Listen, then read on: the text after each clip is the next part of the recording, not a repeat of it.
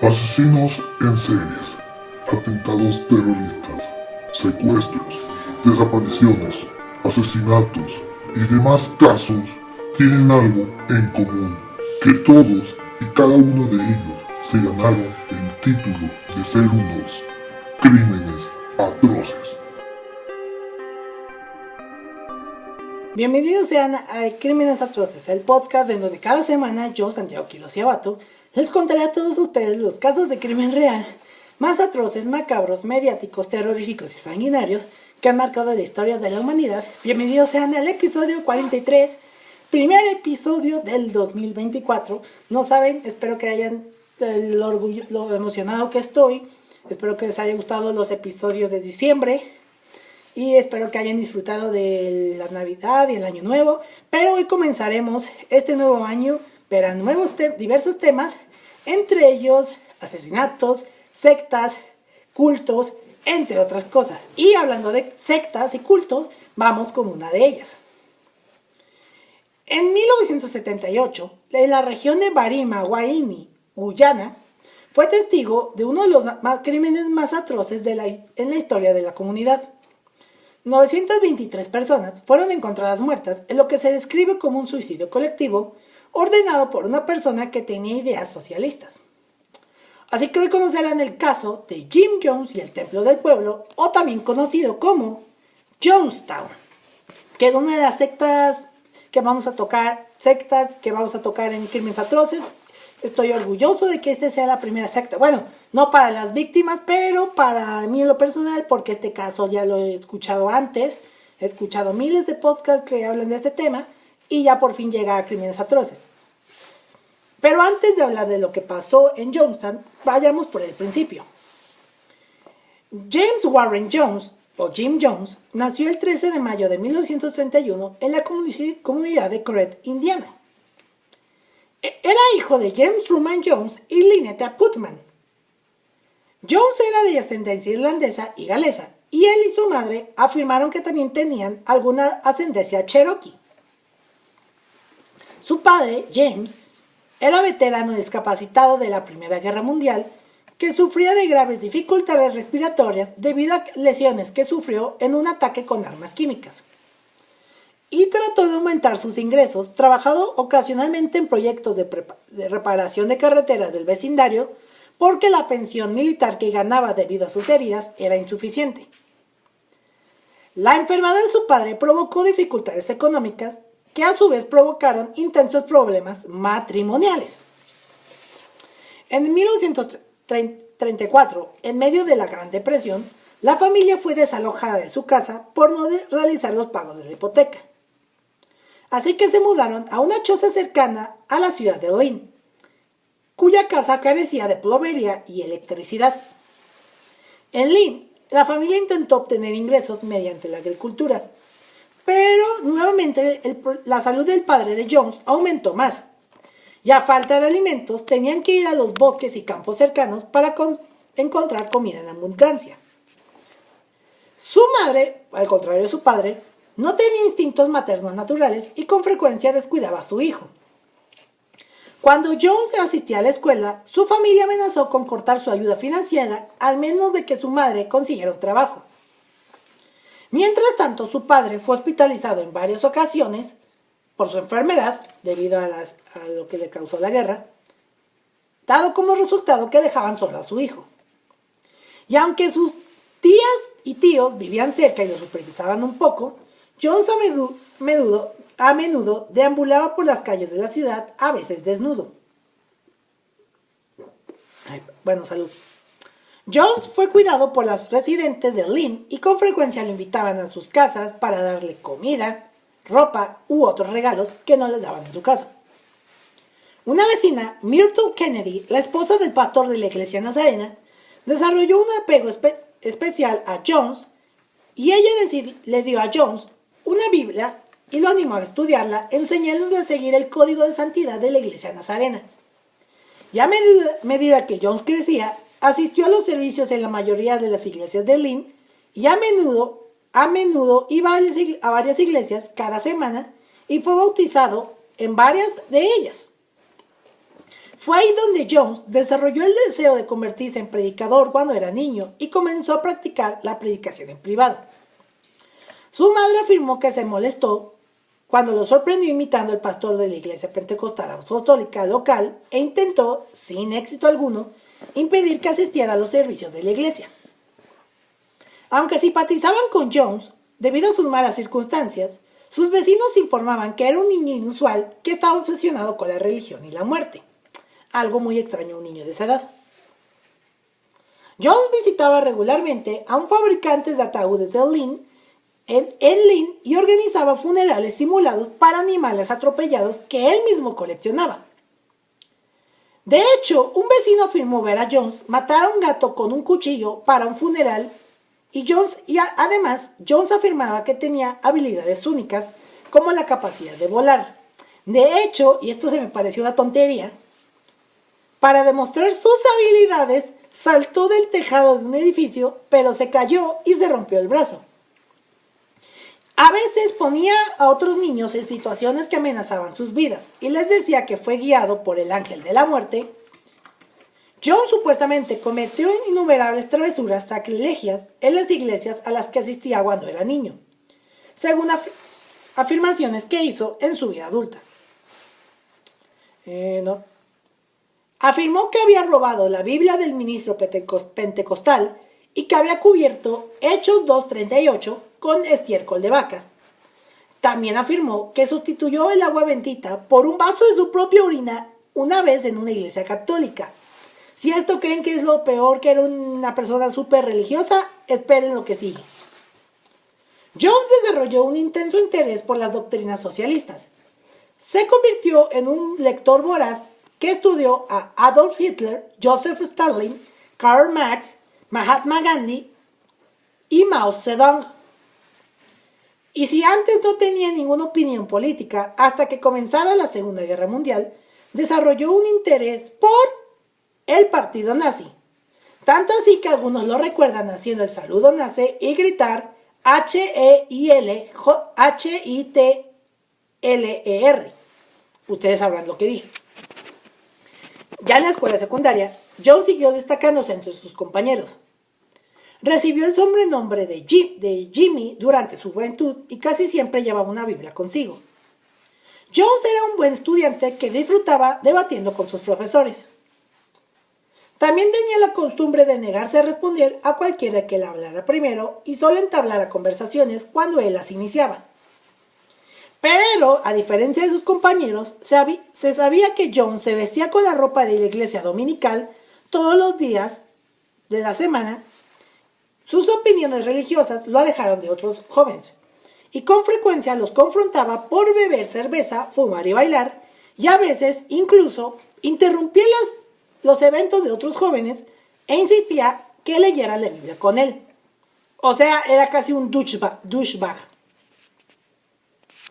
Bueno. A Jones no le gustaba participar en deportes porque detestaba perder, por lo que entrenó equipos para niños más pequeños. Jones estaba preocupado por el trato dado a los afroamericanos que asistieron a un partido de béisbol que asistió en Richmond, Indiana. Los acontecimientos de ese partido de béisbol llamaron la atención de Jones sobre la discriminación contra los afroamericanos e influyeron en su fuerte aversión al racismo. El padre de Jones pertenecía a la rama de Indiana del Ku Klux Klan, que ya pronto hablaré de esa, no sé si decir secta o culto, más bien esa organización, que gozó de un apoyo considerable en Indiana durante la Gran Depresión. Jones describió cómo él y su padre tuvieron unos desacuerdos sobre la raza y agregó que no habían hablado durante muchos años, como resultado de que su padre prohibió a uno de los amigos negros de Jones entrar a su casa. Y al final de la participación de Jones en la organización de ligas de béisbol, terminó cuando mató cruelmente a un perro frente a los jugadores, arrojándolos desde una ventana. Luego los padres de Jones se separaron en 1945 y finalmente se divorciaron. Jones se mudó a Richmond Indiana, con su madre, donde se graduó de Richmond High School en diciembre del 48, temprano y con honores. Jones y su madre perdieron el apoyo financiero de sus familiares después del divorcio, porque el divorcio era mal visto en esas épocas. Y para mantenerse, Jones comenzó a trabajar como ordenanza en el Hospital Reed de Richmond en el 46.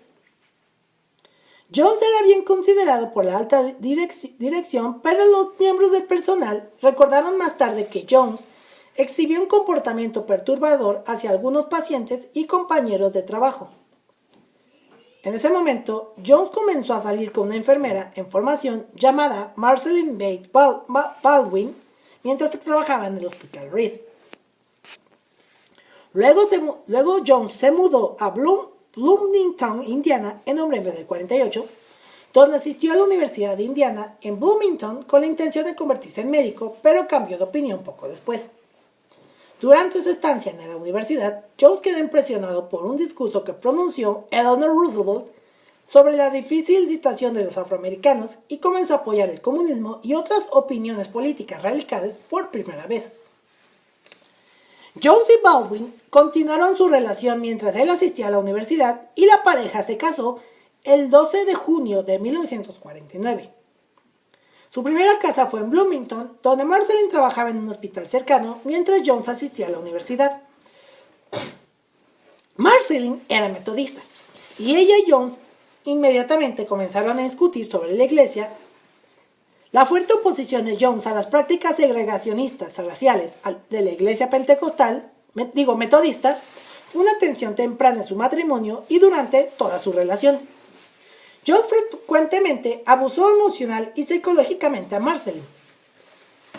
Y Jones insistió en asistir al tabernáculo del Evangelio completo de Bloomington, pero finalmente se comprometió y comenzó a asistir a una iglesia metodista local la mayoría de los domingos por la mañana.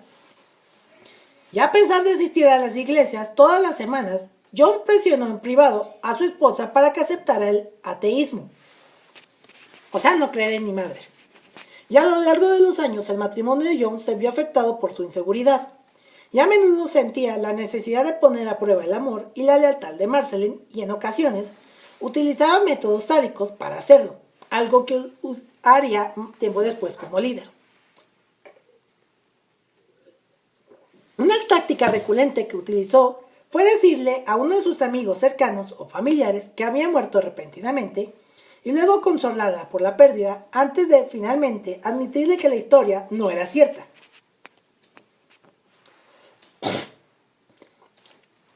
Después de asistir a la Universidad de Indiana durante 2 años, la pareja se mudó a Indianápolis en el 1951, donde Jones tomó clases nocturnas en la Universidad Butler para continuar su educación y finalmente obtuvo un título en educación secundaria en 1961. En el 51, antes de que se graduara, el joven de 20 años, Jones, comenzó a asistir a reuniones del Partido Comunista de Estados Unidos en Indianápolis. Jones y su familia enfrentaron acoso por parte de las autoridades gubernamentales por su afiliación al Partido Comunista durante 1952. Jones afirmó más tarde que en un evento su madre fue acosada por agentes del FBI frente a sus compañeros de trabajo porque había asistido a una reunión comunista, una reunión con su hijo. Jones se sintió frustrado por la persecución de los comunistas en los Estados Unidos y al reflexionar sobre su participación en el Partido Comunista, Jones le dijo que se preguntó, cito, ¿cómo puedo demostrar mi marxismo? La idea era infiltrarme en la iglesia. En el 52, Jones le dijo a su esposa y a su familia que se convertiría en ministro metodista, creyendo que la iglesia estaba lista para, cito, poner en práctica el verdadero socialismo. Y en ese año, Jones entró como pastor estudiantil en la iglesia metodista de Somerset Southside en Indianápolis, Indiana, pero abandonó la iglesia metodista Somerset Southside, pero abandonó esa iglesia porque le impedía integrar a los afroamericanos en su congregación. En 1954, Jones fundó su propia iglesia en un espacio alquilado en Indianápolis, que al principio se llamó Community Unit Church. Jones había observado previamente un servicio de curación por la fe en la Iglesia Bautista del Séptimo Día. Un servicio de curación es de donde el cura hace una una cosa así de que, yo por el poder de Cristo te ordeno que te levantes y camines. Algo así como lo que hacen en Pare de Sufrir. Ya saben cuál. Ok. Lo que lo llevó a concluir que tales curaciones podrían atraer a personas y generar ingresos que podían utilizar para lograr sus objetivos sociales. Jones y los miembros del templo fingieron que a sabiendas curaciones porque descubrieron que las curaciones aumentaban la fe de las personas y generaban recursos financieros que podían utilizar para apoyar a los pobres y financiar la iglesia. Estas curaciones implicaron el uso de hígados de pollo y otros tejidos de animales que Jones y los miembros federados del templo afirmaban que eran tejidos cancerosos que habían sido extraídos de los cuerpos de las personas que habían sido sanadas. Algo así como lo expliqué en el episodio de Jacobo Greenberg, lo que hacía esta enfermera Pachita. En 1955, Jones compró su primer edificio de iglesia ubicado en un vecindario racialmente mixto en Indianápolis. Primero llamó a su iglesia Wings of Deliverance y más tarde ese mismo año la renombró como la Iglesia del Evangelio Completo del Templo del Pueblo, o simplemente conocido como el Templo del Pueblo.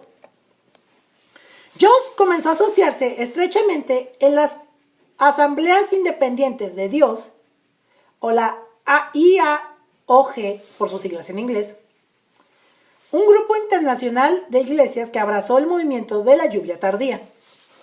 Las Asambleas Independientes de Dios tenían pocos requisitos para ordenar ministros y también aceptaban prácticas de sanación divina.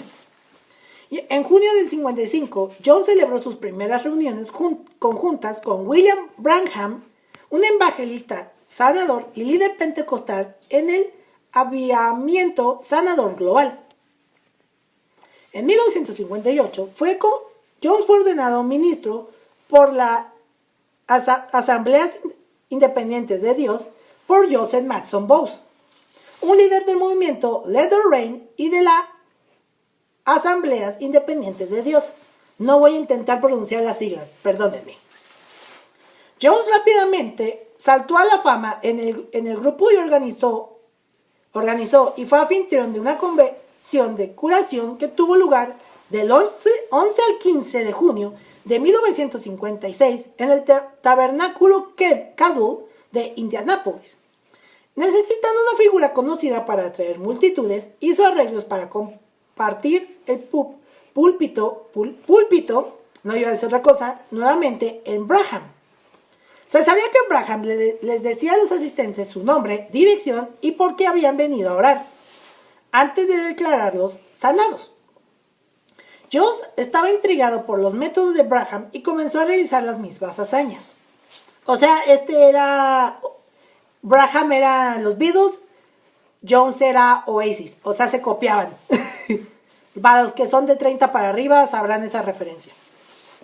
Las reuniones de Jones y Branham tuvieron mucho éxito y atrayeron una audiencia de 11 millones de personas en su primera campaña conjunta. Y en la convención, Branham emitió un respaldo profético a Jones y su ministro diciendo que Dios usó la convención para enviar un nuevo gran ministerio. Muchos asistentes creyeron que la actuación de Jones indicaba que la poesía de un don sobrenatural y junto con el respaldo de Branham condujo al rápido crecimiento del Templo del Pueblo. Jones fue particularmente eficaz en el reclutamiento entre los asistentes afroamericanos en las convenciones. Según un informe periodístico, la asistencia regular del Templo del Pueblo aumentó a 1,000 gracias a la publicidad que Branham proporcionó a Jones y al Templo del Pueblo. Después de la convención, Jones cambió el nombre de su iglesia a Evangelio Completo de la Iglesia Cristiana del Pueblo para asociarla con el pentecostalismo del Evangelio Completo. Posteriormente, el nombre se redujo a Templo del Pueblo. Jones participó en una serie de campañas de avivamiento en varios estados con Branham en la segunda mitad de la década de los 50. Jones afirmó ser un seguidor y promotor del mensaje de Branham durante el periodo. El Templo del Pueblo fue sede de una segunda convención pentecostal internacional en 1957, que nuevamente fue encabezada por Branham. Y a través de las convenciones con el apoyo de Branham y Maxson Bowes, Jones consiguió conexiones con todo el movimiento de la lluvia tardía. Jones adoptó una de las doctrinas claves de la lluvia tardía que continuó promoviendo por el resto de su vida: los hijos manifestados de Dios. William Branham y el movimiento de la lluvia tardía promovieron la creencia de que los individuos podían convertirse en manifestaciones de Dios con dones sobrenaturales y habilidades sobrehumanas.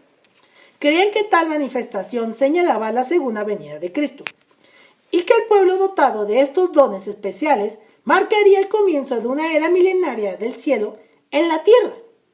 Jones quedó fascinado con la idea y la adoptó para promover sus propias ideas utópicas y finalmente la idea de que él mismo era una manifestación de Dios. Y a finales de la década de los 60, Jones llegó a enseñar que era una manifestación de, cito, Cristo, la revolución.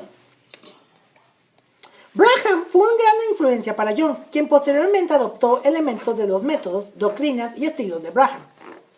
Le digo que este era como Oasis. Al igual que Branham, Jones afirmaría más tarde ser un regreso de Elías el profeta, la voz de Dios, una manifestación de Cristo, y promovería la creencia de que el fin del mundo era inminente.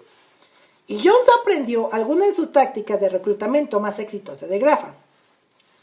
Jones finalmente se separó del movimiento de la lluvia tardía luego de un amargo desacuerdo con Branham en el que Jones profetizó la muerte de Branham. Su desacuerdo posiblemente estaba relacionado con las enseñanzas raciales de Branham o la oposición cada vez más vocal de Branham al comunismo. También a través del movimiento de la lluvia tardía, Jones conoció al Padre Divine, un líder espiritual afroamericano del movimiento Misión Internacional de Paz, que a menudo era ridiculizado por los ministros pentecostales por sus afirmaciones de divinidad. En el 56, Jones hizo su primera visita para investigar la misión de paz del Padre Divine en Filadelfia. Jones tuvo cuidado de explicar que su visita a la misión de paz era para poder dar una declaración auténtica, imparcial y objetiva sobre sus actividades a sus compañeros ministros pentecostales. Divine como otra influencia importante del desarrollo del ministerio de Jones. Si bien repudió públicamente muchas de las enseñanzas del Padre Divine, Jones en realidad comenzó a promover las enseñanzas de Divine sobre la vida comunitaria y gradualmente implementó muchas de las prácticas de extensión que presenció en la misión de paz, incluida la creación de un comedor de beneficencia en el suministro de alimentos y ropa gratuitas a las personas necesitadas. Jones hizo una segunda visita al Padre Divine en el 58 para aprender más sobre sus prácticas. Jones se jactó ante su congregación de la que le gustaría ser el sucesor del Padre Divine e hizo muchas comparaciones entre sus dos ministerios. Jones comenzó a implementar progresivamente las prácticas disciplinarias que aprendió del Padre Divine, que tomaron cada vez más control sobre las vidas de los miembros del Templo del Pueblo. A medida que Jones se separó gradualmente del pentecostalismo y del movimiento de la lluvia tardía, buscó una organización que estuviera abierta a sus creencias. En 1960, el Templo del Pueblo se unió a la denominación Discípulos de Cristo, cuya sede estaba cerca a Indianápolis, y Archie James le asegura a Jones que la organización toleraría sus creencias políticas, y Jones finalmente fue ordenado por los Discípulos de Cristo en 1964. Jones fue ordenado ministro de los discípulos en un momento en lo que los requisitos para la ordenación variaban mucho y la membresía de los discípulos estaba abierta para cualquier iglesia. Tanto en 1974 como en el 77, el liderazgo de los discípulos recibió acusaciones de abuso en el Templo del Pueblo. Llevaron a cabo investigaciones en ese momento, pero no encontraron evidencias de irregularidades. Los discípulos de Cristo encontraron que el Templo del Pueblo era un ministerio cristiano ejemplar que supera las diferencias humanas y está dedicado a los servicios humanos. El Templo del Pueblo contribuyó con unos 1.1 millones de dólares, que serían unos 4.697.803 dólares. Obviamente eso sería del 2020, hoy sería más, a la denominación entre el 66 y el 77. Jones y el Templo del Pueblo siguieron siendo parte de los discípulos hasta la masacre de Jonestown, que hablaremos más adelante. En 1960, el alcalde de Indianápolis, Charles Boswell, nombró a Jones director de la Comisión Local de los Derechos Humanos. Sin embargo, Jones ignoró el consejo de Boswell de mantener un perfil bajo y utilizó el puesto para asegurar nuevos medios para sus opiniones en programas de radio y televisión local. El alcalde y otros comisionados le pidieron que limitara sus acciones públicas, pero él se negó. Jones fue muy aplaudido en una reunión de la AACP y la Liga Urbana cuando animó a su audiencia a ser más militante, culminando su discurso con, cito, "Dejen ir a mi gente", a lo mejor refiriéndose a la gente afroamericana. Durante su tiempo como director de la comisión, Jones ayudó a integrar racialmente a iglesias, restaurantes, la compañía telefónica, el departamento de policía de Indianápolis, un teatro y un parque de diversiones y el hospital metodista de salud de la de la Universidad de Indiana. Cuando se pintaron esvásticas en las casas de dos familias negras, Jones caminó por el vecindario, consoló a la comunidad negra local y aconsejó a las familias blancas que no se mudaran. Jones organizó operaciones encubiertas para atrapar restaurantes que se negaban a atender a clientes negros y escribió a los líderes del partido nazi estadounidense y transmitió sus respuestas en los medios de comunicación.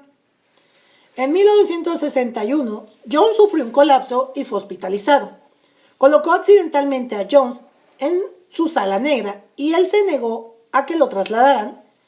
Comenzó a hacer las camas y a vaciar los orinales de los pacientes negros. Las presiones políticas resultaron de las acciones de Jones hicieron que los funcionarios del hospital eliminaran la segregación de las salas. En Indiana, Jones fue criticado por sus opiniones integracionistas. El Templo del Pueblo se convirtió en un objetivo de los supremacistas blancos, como el Ku Klux Klan. Entre varios incidentes, se colocó una esvástica en el templo y se dejó un cartucho de dinamita en una pila de carbón del templo. Y se arrojó un gato muerto a la casa de Jones después de una llamada telefónica amenazadora. Sin embargo, la publicidad que generaron las actividades de Jones atrajo una congregación más grande. Ya a finales del 61, Indianápolis era una ciudad mucho más integrada racialmente y Jim Jones era casi en su total responsable. Jones y su esposa adoptaron varios niños no blancos. Jones se refirió a su hogar como una familia arcoíris y afirmó, cito, "Ahora la integración es algo más personal para mí, en una cuestión del futuro de mis hijos". También describió a el templo como una familia arcoíris. En el 54, me estoy regresando años atrás, los Jones adoptaron a su primera hija, Agnes, que era parte nativa americana. En el 59, adoptaron a 3 niños coreano-estadounidenses llamados Leu, Stephanie y Suzanne, y alternaron a los miembros del templo a adoptar a huérfanos de Corea devastada por la guerra, porque era la guerra de Corea en ese tiempo. Stephanie Jones murió a los 5 años en un incidente automovilístico en el 59.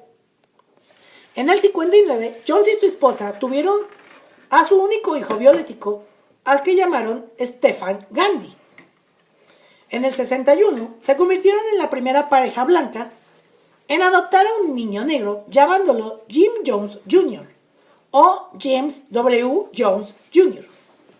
Adoptaron a un hijo blanco originalmente llamado Timothy Glenn Tupper, cuya madre biológica era miembro del pueblo, y Jones engendró a Jim John, Kimo, con Carol Layton, que era miembro del pueblo también. Hubo reubicaciones del templo en Brasil, ya que Jones advirtió a su congregación que había recibido visiones de un ataque nuclear que devastaría Indianápolis. Esto empieza con los líderes de secta, que ya están empezando a buscar un enemigo común para que ellos lo sigan. Jones comenzó a consumir drogas ilícitas después de mudarse a California. Lo comentó aún más su paranoia. Utilizaba cada vez más el miedo para controlar y manipular a sus seguidores, como todo líder de secta o de culto. Jones frecuentemente advertía a sus seguidores que había un enemigo que buscaba destruirlos. La identidad de ese enemigo cambió con el tiempo. Pasó del Ku Klux Klan a los nazis, a los vigilantes sureños y finalmente al gobierno estadounidense. Con frecuencia profetizó que cualquiera que fuera infiel a él y a sus enseñanzas sufriría incendios, accidentes automovilísticos y muerte o lesiones. Y presionaba constantemente a sus seguidores para que fueran agresivos en la promoción y realización de sus creencias. Jones estableció una comisión de planificación formada por sus lugartenientes para dirigir el estilo de vida comunitario del templo del pueblo. Jones, a través de esta comisión de planificación, comenzó a controlar todos los aspectos de la vida de sus seguidores. Los miembros que se unieron al templo del pueblo entregaron todos sus bienes a la iglesia a cambio de alojamiento y comida gratis. Los miembros que trabajaban fuera del templo entregaban sus ingresos para usarlos en beneficio de la comunidad. Jones dirigió a grupos de sus seguidores a trabajar en varios proyectos para obtener ingresos adicionales y estableció una operación agrícola en Redwood Valley para cultivar alimentos. Se organizaron grandes proyectos de extensión comunitaria y los miembros del templo fueron transportados en autobuses para realizar trabajos y servicios comunitarios en toda la región. Algo así como que López Obrador mandara a sus seguidores a ver sus inauguraciones y logros, que es muy raro. Los primeros casos conocidos de abuso graves en el templo del pueblo surgieron en California cuando la Comisión de Planificación tomó medidas disciplinarias contra los miembros que no cumplían la visión de Jones o no seguían las reglas. El control de Jones sobre los miembros del templo del pueblo se extendió en su vida sexual y a quienes podían casarse. Algunas miembros fueron obligadas a abortar. Y Jones comenzó a exigir favores sexuales de las esposas de algunos de los miembros de la iglesia y violó a varios miembros masculinos de su congregación. No me extrañaría que también en ellos fueran niños. Ven, todas las religiones hacen abusos sexuales. Todas. Y digo, soy católico, pero hay que admitirlo. Los miembros que se rebelaron contra el control de Jones fueron castigados con raciones de alimentos reducidas, horarios de trabajo más duro, ridículo público y humillaciones, y a veces con violencia física. Entre ellas les pegaba con una manguera en el pito, según lo que investigué. A medida que crecía el número de miembros del templo, Jones creó un grupo de seguridad armado para garantizar el orden entre sus seguidores y garantizar su propia seguridad personal. Ya a finales del 69, con el templo creciendo rápidamente, en 1970 abrieron sucursales en varias ciudades de California, incluidas San Fernando, San Francisco y Los Ángeles. Con Jones cada vez más errático y paranoico, mientras que se estaban realizando declaraciones sobre supuestas curaciones en otoño del 73, Jones y la Comisión de Planificación idearon un plan para escapar de los Estados Unidos en caso de una redada del gobierno. Así que decidieron mover su templo a Guyana, en Sudamérica. En el verano del 74, se compraron tierras y suministros en Guyana. Jones fue puesto a cargo del proyecto y supervisó las instalaciones de una estación de generación de energía, la limpieza de campos para la agricultura y la construcción de dormitorios para preparar los primeros colonos. Y en diciembre del 74, el primer grupo llegó a Guyana para comenzar a operar la comuna que pasaría a ser conocida como Jonestown, que da nombre a este episodio. Jones dejó a James para supervisar Jonestown mientras él regresaba a los Estados Unidos para continuar sus esfuerzos por combatir la prensa negativa. En gran medida no tuvo éxito y se filtraron al público más historias de abusos en el templo del pueblo. En marzo del 77, Marshall Kilduff publicó un artículo en la revista New West exponiendo los abusos en el templo del pueblo. Y el artículo incluía acusaciones de abuso físico, emocional y sexual por parte de desertores del templo. En este lugar lo llamó Jonestown, volviendo a Guyana, donde las personas que vivían ahí aprendieron sobre agricultura, pero también ahí los abusos y castigos de Jones aún seguían, y esto llevó a que Estados Unidos estuviera al tanto de estos abusos. Durante ese tiempo se llevaba una práctica denominada noches blancas, en las que los miembros de Jonestown tenían que consumir un veneno para un suicidio colectivo. Al principio eran simulaciones. Y otra cosa, tenían que escuchar cada día los discursos de Jones, como si fuera una misa eterna, que yo me moriría de... ¡Ah! De ya sáquenme. Y también era como simplemente, ¿recuerdan aquel capítulo de Los Simpson donde Homero y la familia se une a una secta, a un culto? Pues era prácticamente lo mismo. Ahí decían, te puedes ir, pero estaba cercado y había guardias con armas. Así que si salías. En noviembre del 78, llegamos al año clave en esta historia, el congresista Leo Ryan encabezó una misión de investigación a Jonestown para investigar denuncias de abuso contra los derechos humanos.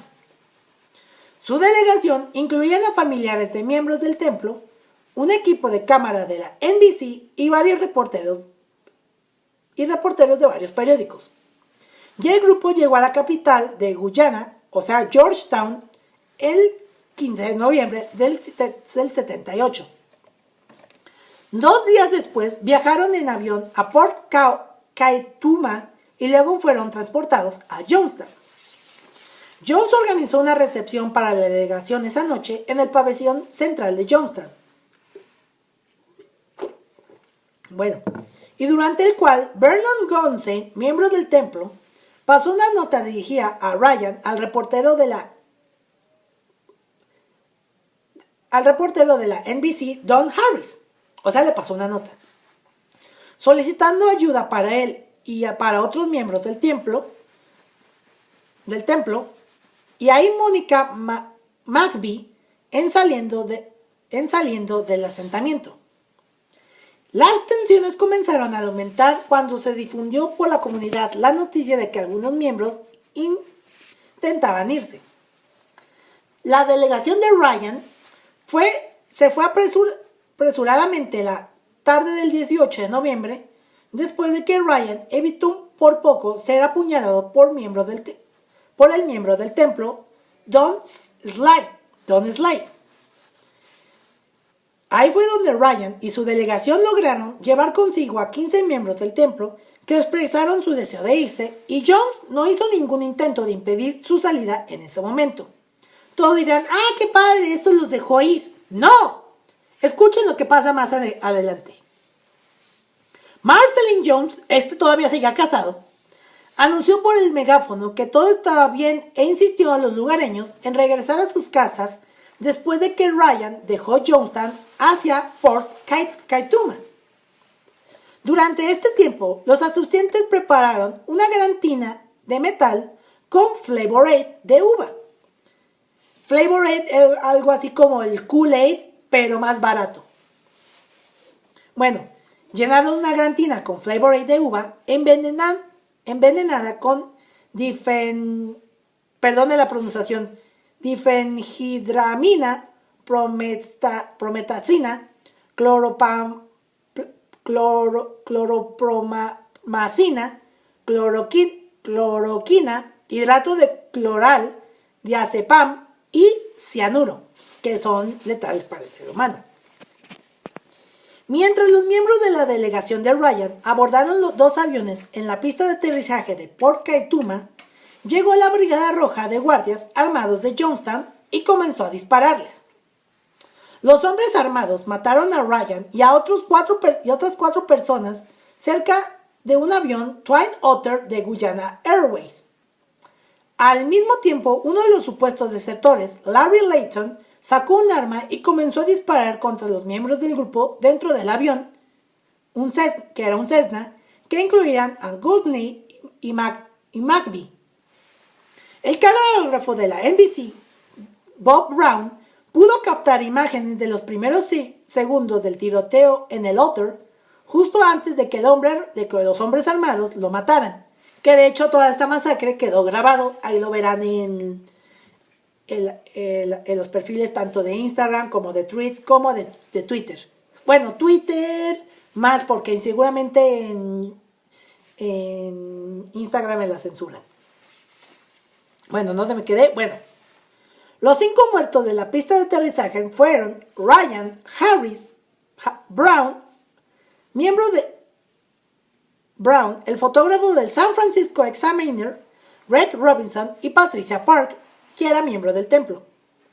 Y sobrevivieron al ataque la futura congresista Jackie Spacer, miembro del personal de Ryan, que era miembro del personal de Ryan.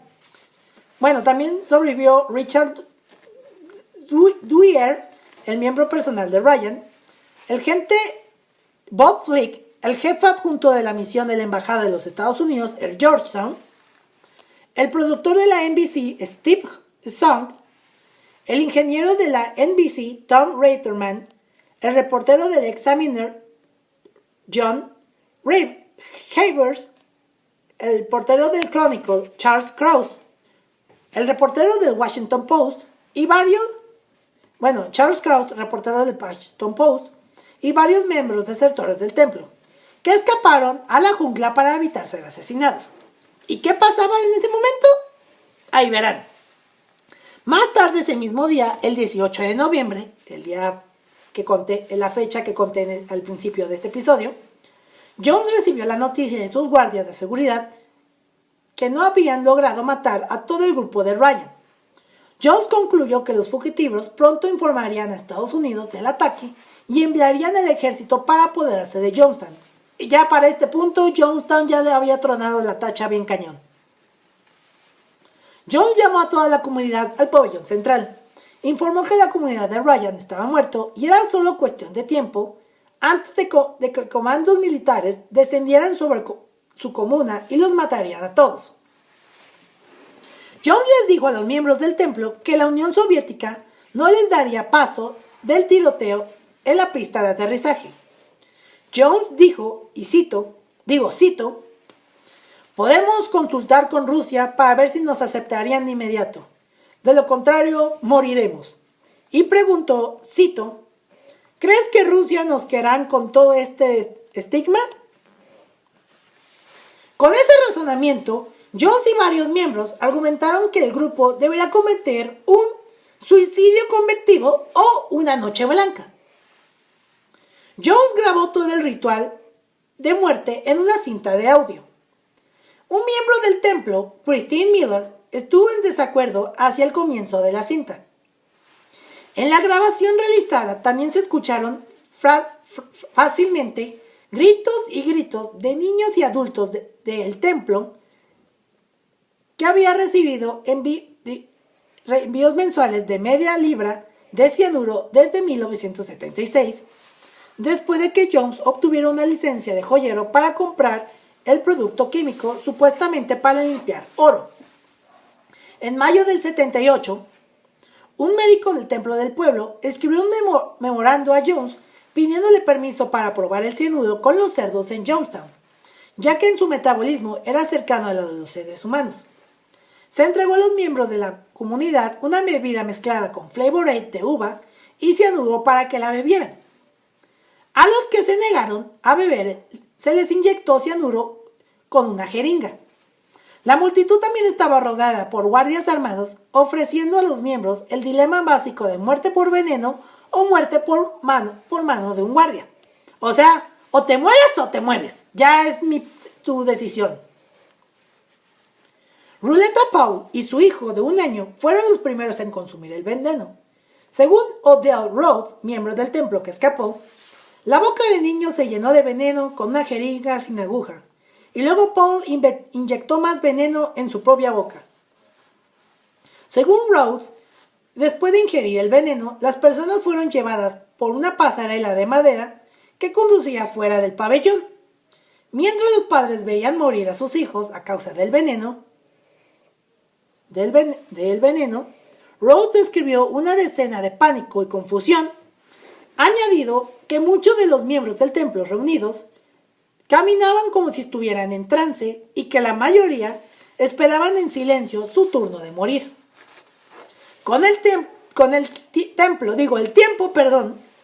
A medida que morían más miembros del templo, los propios guardias fueron llamados a morir envenenados. Y no está claro si algunos inicialmente pensaron que el ejercicio era otro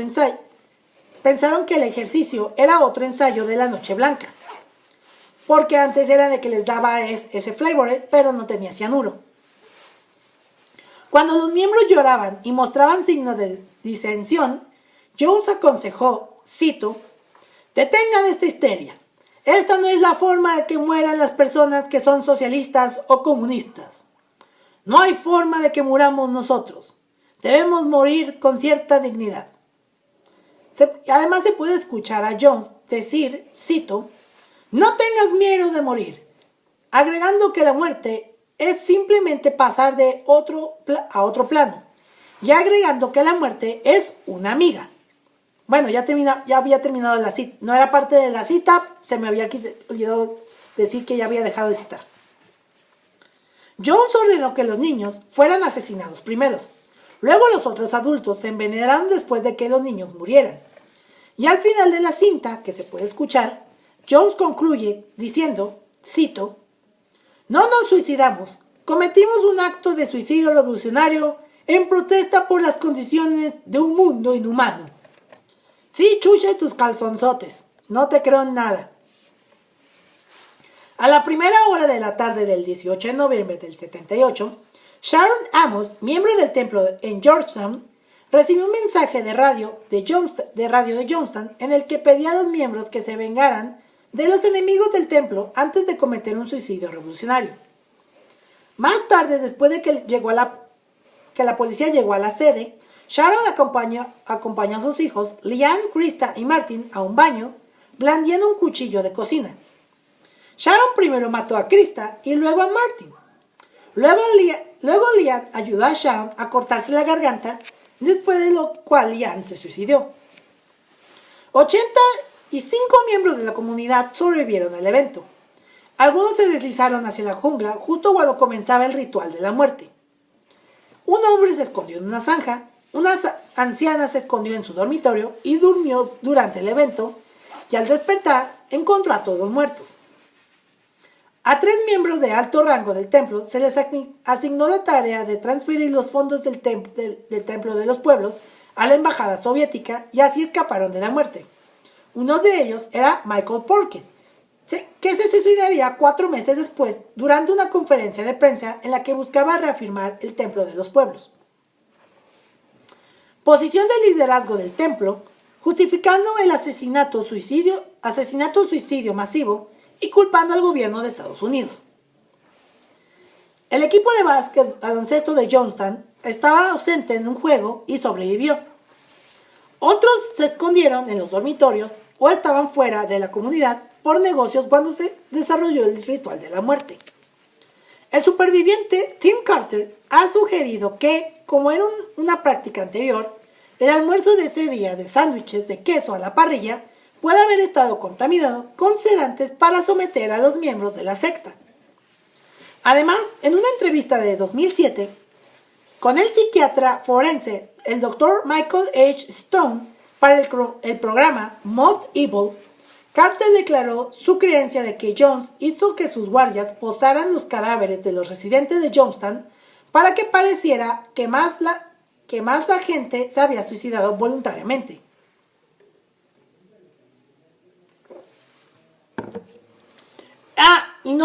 Y se preguntarán qué pasó con Jim Jones. Pues Él se disparó y murió.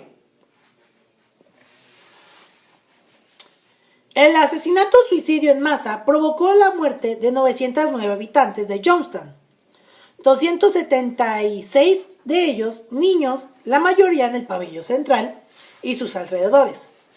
Esto resultó en la mayor pérdida de vidas civiles estadounidenses en un acto deliberado hasta los ataques del 11 de septiembre del 2001 en Nueva York y en Washington. Los 4 miembros que residían en Georgetown murieron, otros 4 miembros que residían en Georgetown murieron, y posteriormente el FBI recuperó la grabación de audio de 45 minutos del envenenamiento masivo en curso, cuya grabación se conoce como la cinta de la muerte.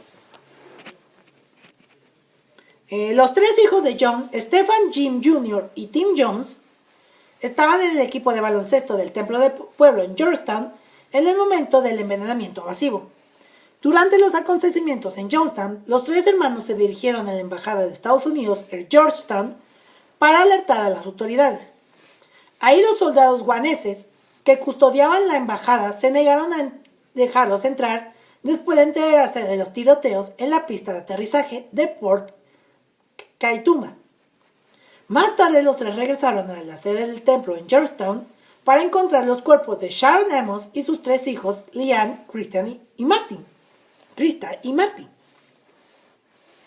El ejército guanés llegó a Johnstown para encontrar a los muertos. El ejército de Estados Unidos organizó un puente aéreo para traer los restos a Estados Unidos para ser enterrados. Jones fue encontrado muerto en el escenario del pabellón central. Estaba descansando sobre una almohada cerca de su tombuna con una herida de bala en la cabeza. O sea, se suicidó. Bueno, hay quienes dicen que se suicidó, otros dicen que ordenó a un guardia que lo matara. Posteriormente, el cuerpo de Jones fue trasladado para examinarlo y embalsamarlo. Posteriormente, el cuerpo de Jones la autopsia oficial realizada por el forense de Guyana, Cyril Motu, en diciembre del 78, confirmó que la causa de la muerte de Jones fue un suicidio. Su hijo Stephen especuló que su padre pudo haber ordenado a otra persona que le disparara, que ese debate sigue en el aire. La autopsia mostró altos niveles de barbitúricos pentobarbital en el cuerpo de Jones, que después de haber sido letal para los humanos que no habían desarrollado tolerancia fisiológica. Que el cuerpo de Jones fue incinerado y sus restos fueron esparcidos por el océano Atlántico. Yo los hubiera lanzado al excusado como lo hicieron los papás de Didi Blanchard, que por cierto ya salió Gypsy Rose de la prisión este 28 de diciembre. Y no es ya sé que es Día de los Inocentes, pero esa noticia es real. Pueden consultarlo en el episodio de Gypsy Rose que tenemos. Los soldados guyaneses mantuvieron a los hermanos Jones bajo arresto domiciliario durante 5 días, interrogándolos sobre las muertes en Georgetown. Stephen fue acusado de estar involucrado en las muertes y encarcelado en una prisión de Guyana durante 3 meses.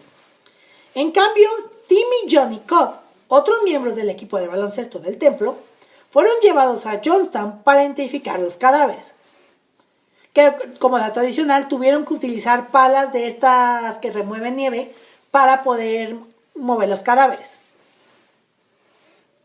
Y después de regresar a Estados Unidos, Jim Jones Jr.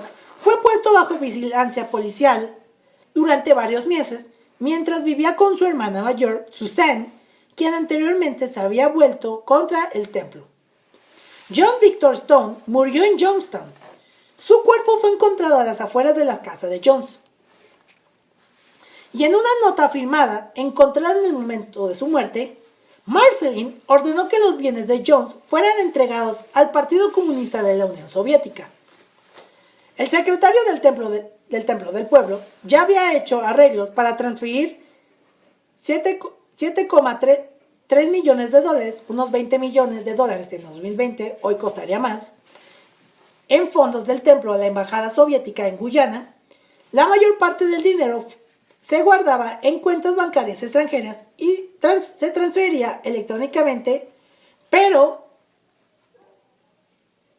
$680,000, que son unos 2.944,000 dólares, perdí la cuenta, que serían actualmente, se guardaban en efectivo y se contrataron a tres mensajeros para transportar el efectivo a los soviéticos. Los mensajeros fueron detenidos antes de llegar a su destino y afirmaron haber escondido la mayor parte del dinero. Y bueno, todo esto que les conté fue el caso de Jonestown, un caso que para mí, en lo personal, representa lo que puede llegar el fanatismo religioso. Y hemos visto casos así, digamos, la Luz del Mundo, el culto Heaven's Gate, Nexium, esa no era religiosa, sino que era esa de marketing multinivel, Om Shurikyo, la familia Manson, los mormones, entre otras religiones. Si hay alguien que llega a ese fanatismo, puede cometer cosas como esta. Pero bueno, espero que les haya gustado el episodio para iniciar este 2024. Recuerden que si quieren ver las imágenes y los audios, pueden consultarlas en el perfil de Instagram, X, que antes conocido como Instagram, lo pueden encontrar como @crímenes atroces. Y si quieren ver las fotos en Instagram y Tweets, estamos como @crímenes atroces podcast.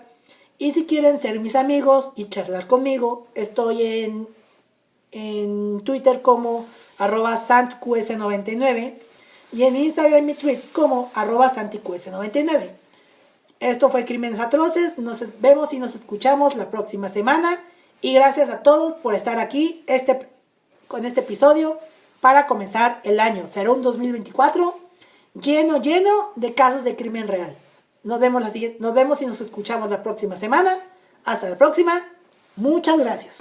Asesinos en series, atentados terroristas, secuestros, desapariciones, asesinatos y demás casos tienen algo en común, que todos y cada uno de ellos se ganaron el título de ser unos crímenes atroces.